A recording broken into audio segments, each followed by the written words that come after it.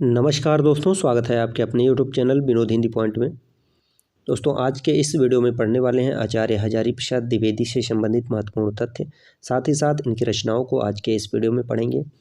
तो चलिए शुरू करते हैं आज का ये वीडियो। हजारी प्रसाद द्विवेदी का जन्म उछवलिया बलिया 19 अगस्त 1907 ईस्वी को हुआ था। इनकी मृत्यु जो हुई थी दिल्ली में 19 मई 1979 ईस्वी को इनकी मृत्यु हुई थी। तो जन्म 1907 और मृत्यु 1979। पिता का नाम था अनमोल द्विवेदी जो संस्कृत के प्रकांड पंडित थे और माता का नाम था ज्योतिषमती। पत्नी का नाम था भगवती देवी। इनके बचपन का नाम था बैद्यनाथ द्विवेदी। एक प्रश्न पूछा जाता है, बैद्यनाथ मिश्र के नाम से कौन कवि रचना करते थे? तो बैद्यनाथ मिश्र, नागार्जुन, बैद्यनाथ द्विवेदी, हजारी प्रसाद द्विवेदी।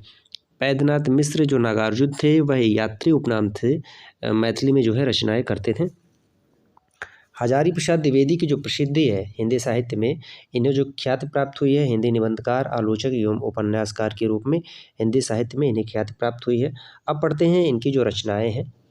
आलोचनात्मक ग्रंथ, सूर साहित्य 1936, हिंदी साहित्य की भूमिका 1940, प्राचीन भारत के कलात्मक विनोद 1952, कबीर 1942, नाथ संप्रदाय 1950, हिंदी साहित्य का आदिकाल 1952, आधुनिक हिंदी साहित्य पर विचार 1949, साहित्य का मर्म 1949, मेघदूत एक पुरानी कहानी 1957, लालित्य तत्व 1962, साहित्य सहचर 1965, कालिदास की लालित योजना 1965, मध्यकालीन बोध का स्वरूप 1970, हिंदी साहित्य का उद्भव और विकास 1952, मृत्युंजय रविंद्र 1970, सहज साधना 1963।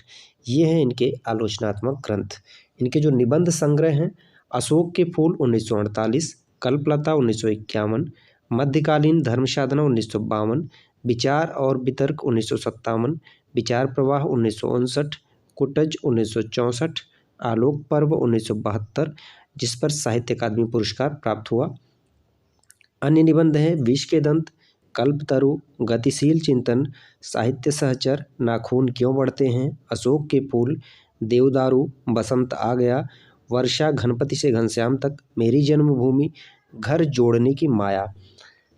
इनके उपन्यास की बात करते हैं तो इन्होंने 4 उपन्यास लिखे हैं। बाण भट्ट की आत्मकथा 1946 ईस्वी, चारुचंद्र लेख 1963 ईस्वी, पुनर्वा 1973 ईस्वी और अनाम दास का पोथा 1976 ईस्वी।